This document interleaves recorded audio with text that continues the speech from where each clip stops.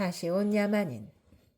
로빈스는 프라이데이와 함께 이 섬을 떠나기로 마음먹고 착실히 떠날 준비를 하였다. 그러나 우기가 되어 자연히 석 달쯤 더 기다려야 했다. 로빈스는 프라이데이를 데리고 바닷가로가 후미진 곳에다 좁다란 수로를 파고 그곳에 소중한 배를 간직해 두었다. 8월 우기가 지나고 12월 건기가 오면 그때는 이 섬과 영원한 이별이다. 문득 이런 생각을 하자 오랫동안 살아온 이 섬을 떠나는 것이 말할 수 없이 섭섭하게 느껴졌다. 이 섬에 온 지도 벌써 27년째가 되는구나. 로빈스는 짐을 챙기며 혼자 중얼거리곤 했다. 이윽고 우기가 지나 맑은 날씨가 이어지기 시작했다. 이제 열흘이나 보름만 지나면 수로에서 배를 끌어내리라. 그러던 어느 날 아침이었다. 바닷가에 나간 프라이데이가 소리치며 달려왔다. 프라이데이, 무슨 일이지? 주인님, 왔습니다. 배가 3척이나 왔습니다. 그래? 걱정할 거 없어. 안심해. 로빈스는 프라이데이를 진정시키고 뒷산으로 올라갔다. 그리고 망원경으로 바닷가를 살펴보았다. 정말 놈들이 왔군. 물가에 3척의 통나무배가 있었고 모래밭에는 20명 남짓의 야만인들이 둘러앉아 있었다. 두 사람은 소리를 내지 않도록 조심하며 야만인들이 있는 바닷가 가까운 숲 끝으로 갔다. 주인님, 포로 하나를 먹고 있습니다. 그런데 백인 포로도 있습니다. 뭐시? 백인이라고? 이 짐승 같은 놈들. 로빈스는 걷잡을 수 없는 분노가 치밀었다. 좋아, 포로를 구해주도록 하자. 야만인들은 금방이라도 가엾은 포로를 죽일 참이었다. 더 이상 꾸물거릴 수 없어. 프라이데이, 나 하는 대로 따라서 하는 거다. 로빈스는 총을 야만인들을 향해 겨냥했다. 프라이데이도 곧 로빈슨을 따라했다. 준비됐지? 프라이데이는 이제 총을 전혀 무서워하지 않았다.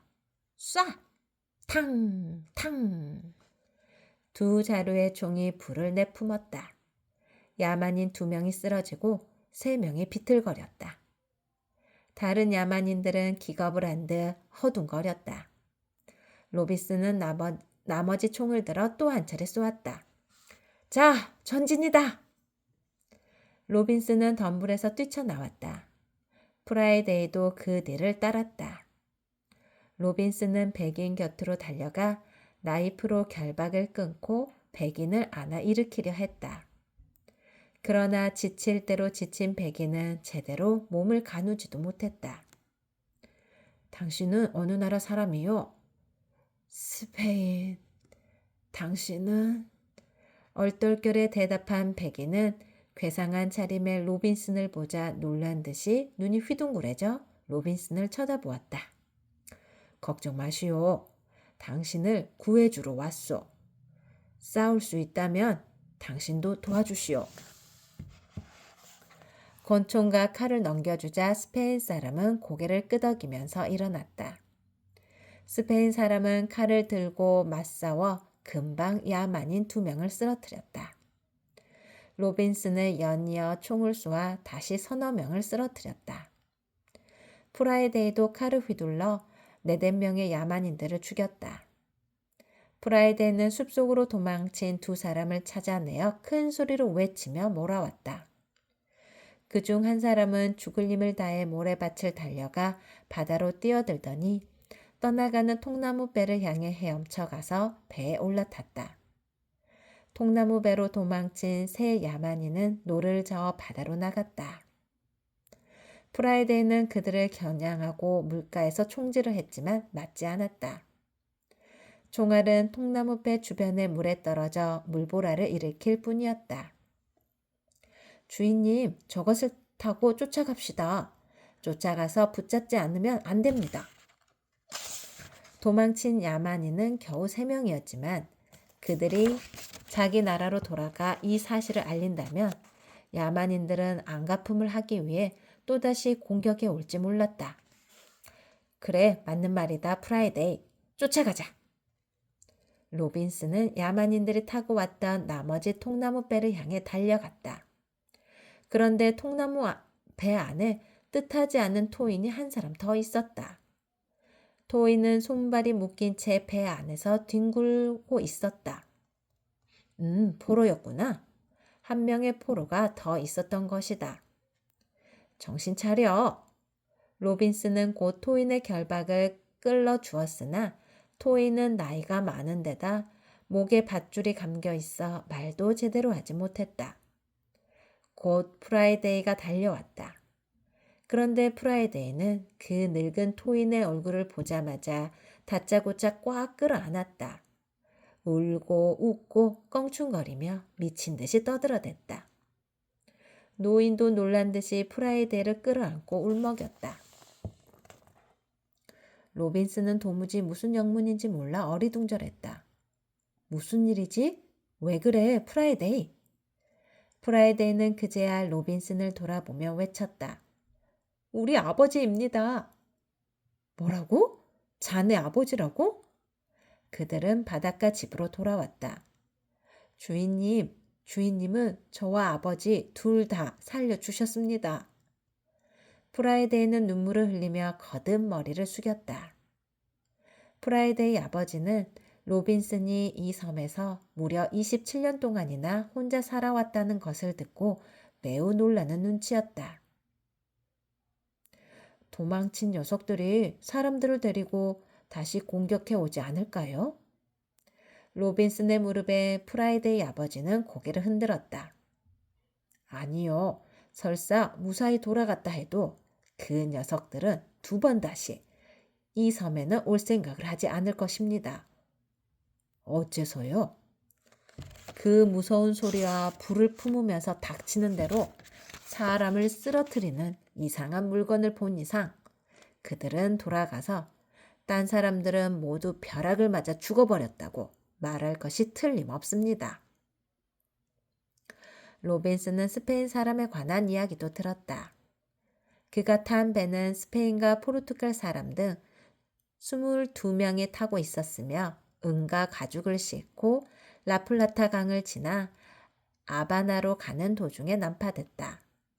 그때 풍랑에 4명이 죽었고 나머지 16명이 떠돌다 프라이데이의 나라 무트에 닿았다. 다행히 토인들은 친절히 대해 주었지만 살아가는 데는 많은 불편이 있었다. 그래서 하루빨리 고국으로 돌아가고 싶었지만 배도 배를 만들 도구도 없었던 것이다. 육지를 따라 문명인이 살고 있는 식민지로 가서 고국으로 돌아가면 되지 않소? 육로에는 더 무서운 식인인종들이 살고 있는 나라뿐입니다. 생각에 잠겼던 로빈슨이 말했다. 그럼 이렇게 하면 어떨까요? 당신 동료들은 모두 이 섬으로 오게 하는 거예요. 네? 이 섬에는 얼마든지 큰 배를 만들 수 있는 나무가 있습니다. 도구도 있습니다. 사람만 많다면 범선도 만들 수 있습니다. 글쎄요. 스페인 사람은 로빈슨의 말을 못 믿겠다는 표정을 지었다. 그러나 로빈슨이 자기 혼자 배를 2척이나 만들었다고 말하자 비로소 수긍하는 눈치였다. 좋습니다. 만약 제 동료들이 이 섬으로 오겠다면 당신을 책임자로 모시고 모든 일을 당신 지시에 따르도록 하겠습니다. 이리하여 스페인 사람과 프라이데이 아버지가 섬으로 돌아가 스페인 사람들을 데리고 오기로 했다. 프라이데이를 보내려 했지만 프라이데이가 로빈슨 곁을 떠나려 하지 않자 두 사람이 가기로 했다. 그러나 둘 다 몹시 쇠약한 데다 팔다리 상처가 좀처럼 낫지 않아 통나무 배를 저어 갈 수 있을 것 같지 않았다. 할 수 없이 출발을 며칠 연기할 수밖에 없었다. 문득 스페인 사람은 로빈슨에게 걱정스럽게 말했다. 로빈슨 씨, 이 섬에 갑자기 사람이 늘면 그만큼 식량이 많이 필요하지 않겠습니까? 그렇겠군요. 하지만 뭐 그렇게 어려운 일도 아니에요. 로빈슨은 다음 날부터 세 사람을 데리고 숲 가까이에 있는 풀밭으로 갔다. 그리고 힘을 모아 새로운 밭을 만들고 사냥을 해 목장의 양도 더 늘렸다. 드디어 스페인 사람과 프라이드의 아버지가 떠나는 날이 되었다. 로빈슨은 소총 한 자루와 총알, 그리고 식량이 될 빵과 건포도를 통나무 배에 실었다. 무사히 다녀오세요. 로빈슨과 프라이데이의 배웅을 받으며 두 사람은 섬을 떠났다.